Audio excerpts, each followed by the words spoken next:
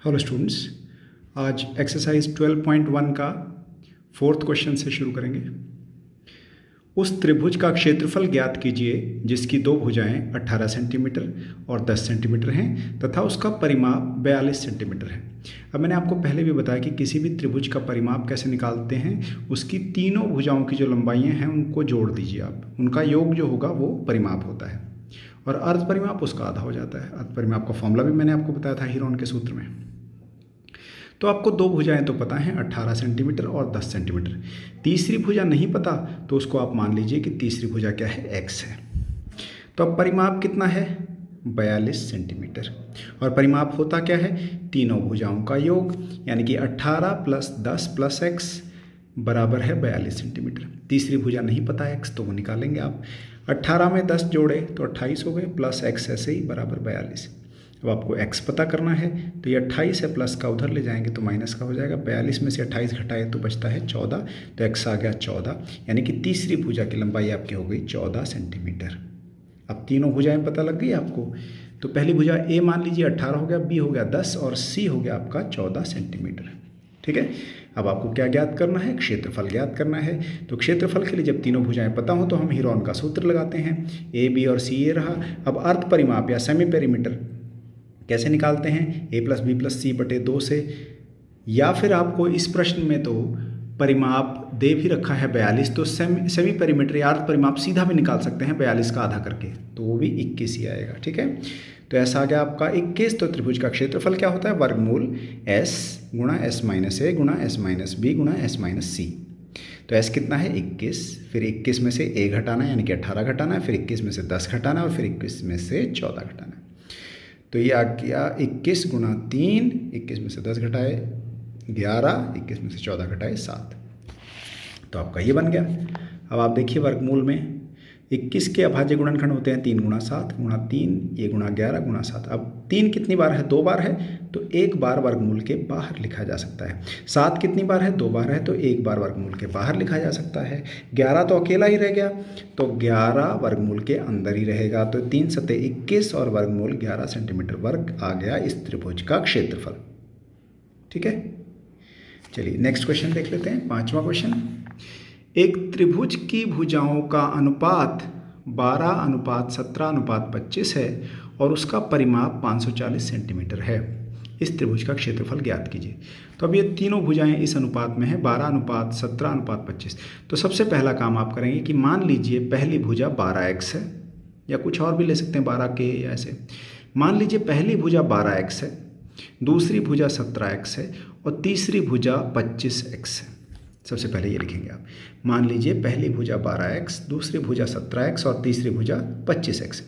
अब परिमाप आपको दे रखा है 540 सेंटीमीटर। और परिमाप किसी भी त्रिभुज का होता क्या है, तीनों भुजाओं का योग, यानी कि इन तीनों को जोड़ दीजिए आप। तो इन तीनों को जोड़ेंगे तो 12x plus 17x plus 25x बराबर आएगा 540। तो ये तीनों जोड़े तो आपके पास आ गया 25 प्लस 17 42, 42 और 12 54x बराबर 540। तो x हो गया 540 बटे 54, जो कि 10 आ गया, है ना। 54 था तो 10 आ गए, तो x आ गया 10। अब पहली भुजा कैसे आएगी, 12 गुणा 10, दूसरी भुजा क्या आएगी 17 गुणा 10 और तीसरी भुजा क्या आ जाएगी 25 गुणा 10। तो पहली भुजा आती है 120, दूसरी आती है 170, तीसरी आती है 250। अब आपको s निकालना है, अर्ध परिमाप। तो जिस क्वेश्चन में परिमाप दे रखा हो तो अर्ध परिमाप a प्लस बी प्लस सी बटे 2 से निकालने की जरूरत नहीं है, सीधा जो परिमाप है उसका आधा कर दीजिए।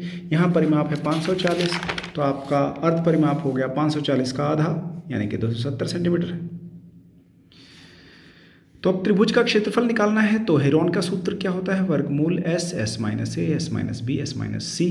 तो s आपके पास क्या है 270, फिर 270 में से 120 घटाया, फिर 270 में से 170 घटाया, फिर 270 में से 250 घटाया, तो ये 270 ऐसे आ गया, ये घटाया तो 150, ये घटाया तो 100, यहाँ से 20 आ गया।